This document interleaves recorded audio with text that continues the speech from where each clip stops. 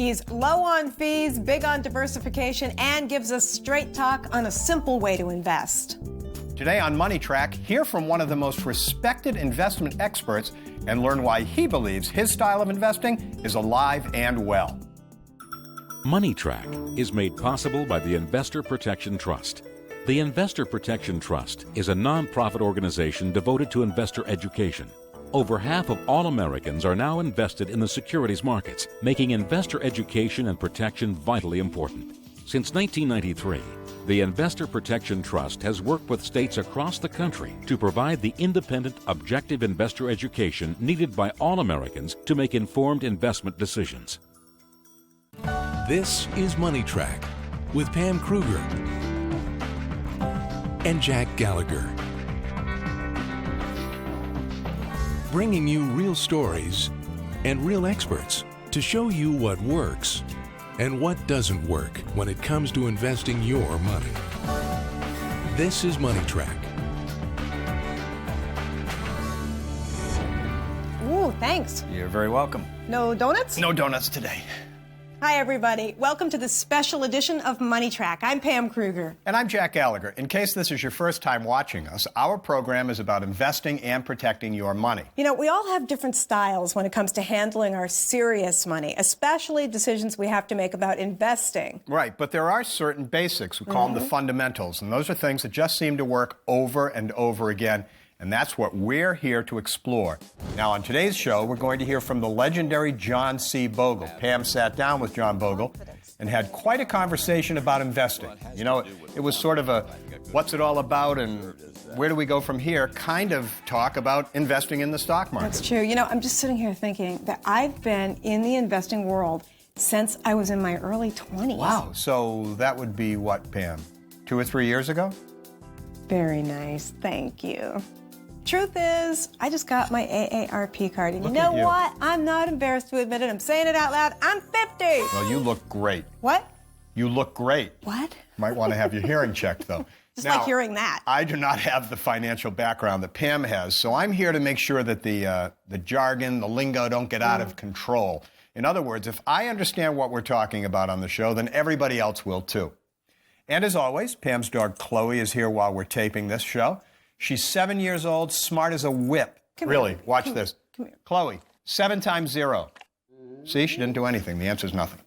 Seriously, the point is, Pam, I taught her that trick. the one thing that I've learned from doing this show is that we all have to invest somehow. And that is the whole point. I mean, it's not like you wake up every morning and you say, oh, I just can't wait to watch today's financial news, and then maybe I'll read a dozen or so really thick reports. Maybe I'll even look at the tax code. Right. And then I'll decide if I want to buy more euros this week. I mean, really, the only reason why most of us invest at all is because we have to in order to grow our savings and stay ahead of inflation over time. I get it. Now, we're going to show you clips from Pam's sit-down interview with John Bogle, and then we're going to sort of go back and forth and ask questions in between. Then later in the show, we're going to share a story. It's not a story with a happy ending. It's a scheme about a hedge fund, and it includes forged accounting, a faked suicide, a $500 million fraud. It is one of the most publicized scams in history. Now, we do this not to scare you away from investing, but to open your eyes as to how things can really go wrong so that you can protect your own wealth. For those of you who are not familiar with John Bogle, here's a little introduction we put together. I've never considered myself a businessman. I'm more of an idealist, missionary, and just so happens the things that I believe so strongly in, the investment philosophy and the human values, turn out to be the right ones. And I honestly tell you, they are enduring. They are probably eternal.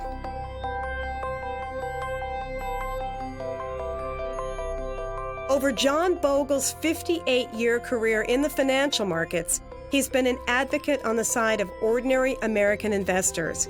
He founded Vanguard in 1975 and created a whole new type of investment, the index fund, that made it much simpler and less expensive for Americans to buy stocks and bonds. His advice to investors in hard times is, treat the shareholders' assets as if they were our own assets. This is not complicated. It goes to the most basic principles of human relations. Now, John Bogle's well known for his, let me just say, criticism of the entire financial industry.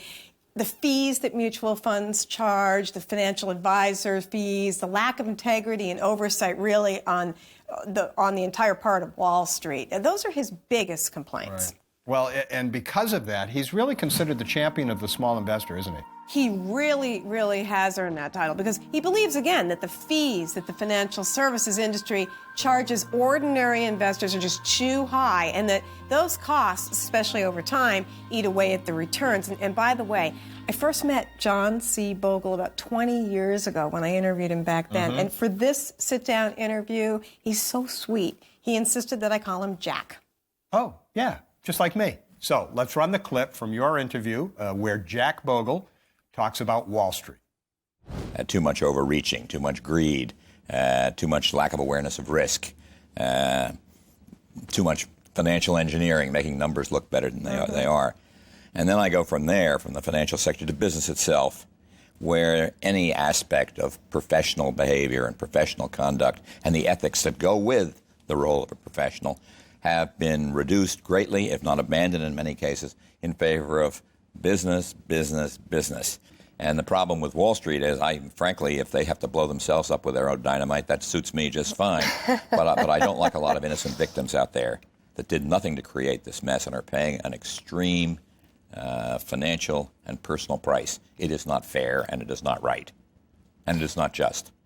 See, I love his comment. In fact, in his book, he writes that Wall Street pretty much blew itself up with its own dynamite. Definitely. That really sticks with you. Now, there's another very opinionated guy who we know pretty well, and he really wanted to add to Jack Bogle's remarks about Wall Street's destruction. Listen to what Ben Stein has to say.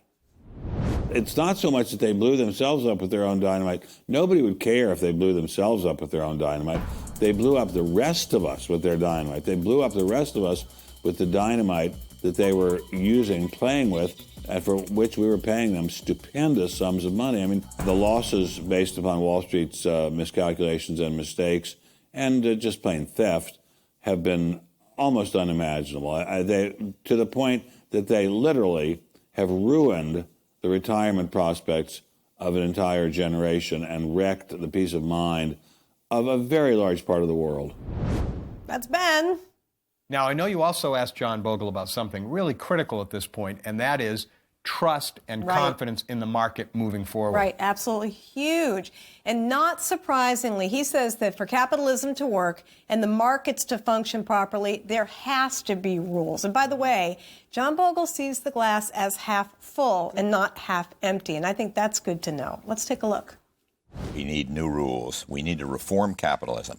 And my own personal view is put the clients first. Don't charge those excessive fees. Participate in corporate governance and force those corporations out there to operate in the interest of their shareholders. Focus on the long term, we'll call that investing, and not on the short term, we'll call that speculation. But it's a tough, long job, and we have to hope that we'll be able to grow our way out of some of the problems that have just been raised. With a little fiscal discipline and a little intelligent planning and a good leadership and a terrific generation coming along, I don't think it's impossible. You know what? This is a really good time for me to take a second to explain something. Jack Bogle is also known as the father of index fund investing, which simply put means instead of trying to invest to beat the market averages like the Standard & Poor's 500 index or the Dow Jones, instead of buying and selling stocks or mutual funds, you just want to instead be the market. In other words, you want to capture the exact same returns as the overall stock market. Sounds very zen, doesn't it? Yeah, it does. Be the market. Yeah, it does. Well, another way of looking at this is instead of betting on one horse in the race, you're buying the whole race. In fact, that's something that we say on this show all the time. In fact, I think you might have made that up. I am going to take credit whether I did or not. Because it makes sense. But you get the idea. You know, by index fund investing, you save on fees, you keep your costs way down, and then by buying the entire market, you get something else that's so important. Instant diversification among a lot of different stocks. So, knowing that this is the approach he believes most Americans, everyday investors, ought to take, let's hear what he has to say. There's a wonderful saying out there that says, investing is simple, but it is not easy. And it sounds like a little twist of words, but it's actually much more than that. What is simple about investing is if you believe what I believe, and that is owning not a stock, but the stock market and holding it forever, and apply that only to your stock position now. That's the way you run your stock portfolio, my opinion. The first thing and the unchanging rule and the simple rule is think about asset allocation. How much in stocks for growth with a lot of risk that comes with it, how much in bonds with income and a fair amount of safety that comes with them. And balance off those things. And I use this rule. I've used it for, 25, 35 years, certainly as long as I can remember. How much in stocks, how much in bonds. And my simple rule of thumb really, just to begin to think about it, is have your bond position equal your age. Now, it must have occurred to you as I'm saying that for someone who is 111 years old, that I'm feeling not badly about the recent decline in the market, because I was not 111% in bonds. No, I can't do that. But ever since the beginning of the 90s, when the stock market was ridiculously high, at that point I was about 65% in bonds, roughly my age then, and now, these years later, I'm, I guess, approximately 77 or 8, or maybe 80% in bonds and 20% in stocks. Now, here's my favorite part of this conversation. You have to realize that there are millions of people out there who really just think that John Bogle's approach to investing, meaning owning index funds, is a little old-fashioned, a little outdated. You are absolutely right. You don't have to look far to find that out. Just read the papers. A whole lot of investors and advisors say that everything is different now, and that the old long-term investing thing is dead. Weighted. And I love that you focused right in on that in your conversation with him. I mean, you put that question right to him. Let's take a look at that part now. All right. Now, the toughest question of the evening for you. Is buy and hold dead or alive going forward? Well, it's alive forever. I mean, it's so funny. People that say, what about buy and hold, are going to tell you, well, the stock market has done nothing for 10 years, which is actually nothing for about 13 years, and that's true. But I'm not talking about buying and holding the stock market. I'm talking about buying and holding a balanced portfolio allocated between stocks and bonds, and that is eternal. Investing is a lifetime affair, and it's doing simple things, owning a diversified stock portfolio, owning a diversified bond portfolio, deciding, I think correctly, that you have a little more in the latter and a less in the former as the years roll on, getting costs out of the system. Keep the croupiers at bay if it takes a double-barreled shotgun to do so. If you have to go into the gambling casino once you've made your bets, get out and never go back again, is the way I would look at it. Jack, you were out and around Philadelphia, and you got some good questions of your own. I really did. Pam and John, I'm now with Steve Kurtz, and we are at the Court Diner in Media, Pennsylvania. And Steve has a question that a lot of people are wondering about. Steve? How is it that the heads of these banks that took risks with other people's money have not been penalized? They get to keep their bonuses. How can that be? First of all, it's not a very attractive situation. And I have the same kind of outrage that I think Steve shares, or I share Steve's outrage. And this is what makes the system really a problem. Well, we had to do a lot of leverage at our bank. We had to buy these lower quality investments because everybody else was doing it. And we had to keep up with them, or Wall Street would say, look, you're not running your bank well enough. So there's a lot of pressure to make earnings grow even beyond expectations. And that gets to a point which I'd like to make, Pam, which is the whole ethics of our society and the ethics of our business community have really gone quite to seed here. And the way I like to express it is, and the older people in the audience will understand this, it wasn't very many years ago when the standard of conduct, there were some things one simply did not do. You just don't do that, that's all. You don't need a rule to tell you. And that changed to, if everybody else is doing it, I can do it too. There is not just a nation of gray or a world of gray. There is black and there is white, and we darn well better figure out what the difference is. Let's take another question right now from Jack Gallagher. This time, it's from a high school student who's asking you about trust. I'm with Maribel Moreno. Maribel is a high school student. What year? 10th grade. A sophomore in high school, and she has a question concerning her age group. Well, I'm really concerned about the future. With everything that's going on, can we ever trust Wall Street again? Of course we can trust Wall Street again, but not the Wall Street we know today. People have lost their trust in Wall Street, and they are going to demand, these individual human beings who have been so badly hurt by the behavior of Wall Street, will demand a better Wall Street. I love they will this demand answer. that Wall Street behave as fiduciaries for your money and will invest your money the way you would invest it yourself and not the way they would do it with speculative risk. So trust can be restored, but there's an old saying, and it could never be more true, than trust is an awful lot easier to destroy than it is to create.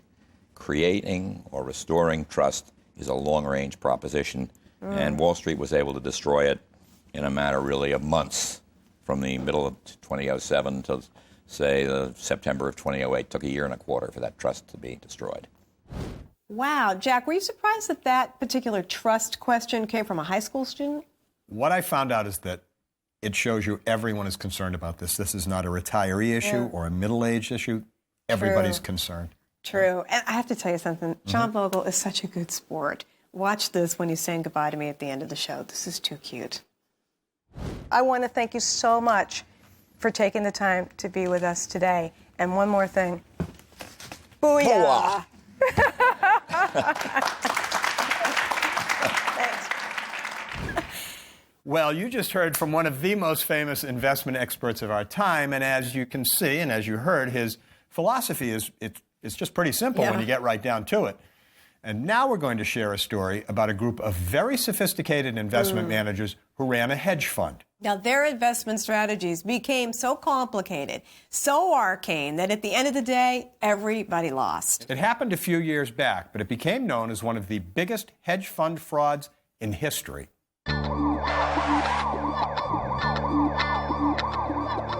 What he traded on, in essence, was his family connections.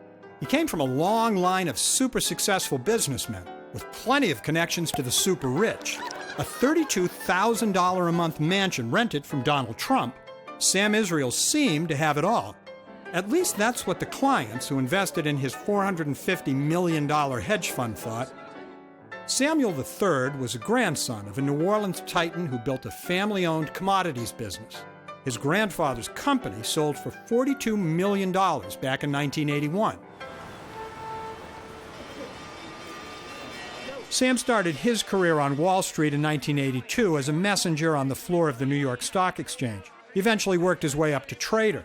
He honed his skills, and he got hired by a multi-billion-dollar hedge fund. You're part of a family that's been in a certain business for now it's been close to 60, 80, 100 years.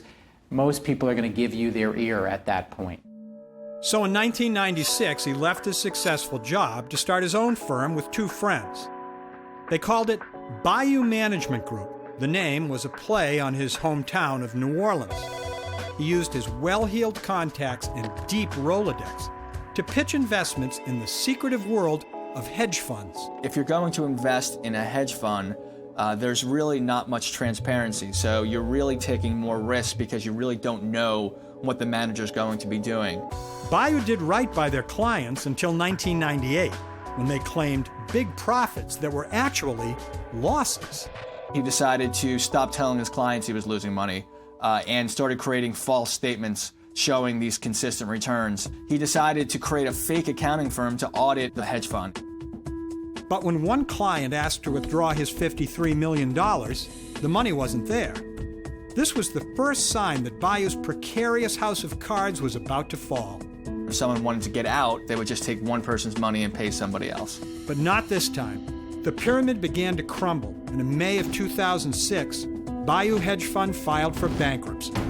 The scenario is very similar to the person you know who's a degenerate gambler, who gets behind and thinks, I'm just going to make a big score. I'll double up on the 49ers this weekend, and I'll make it all back.